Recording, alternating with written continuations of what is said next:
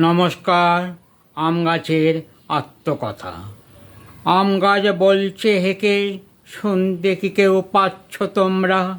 12 মাস অবহেলায় পড়ে থাকে ওরা, ফলের সময় আসতে মানুষের সে কি যত্ন। দিন পাহারা রাত পাহারা, আমের মুকুলের সময় গাছে গাছে বন্যা এলে, নানা রাসায়নিক স্প্রে গাছে গাছে। বলছে কথা আম গাছ অন্য গাছেদের শুনিয়ে, গাছে গাছে আমের মুকুল আসতে মানুষদের মুখগুলিও হয়ে যায় চওড়া। ওরা গুনতে থাকে দিন, কবে হবে আম।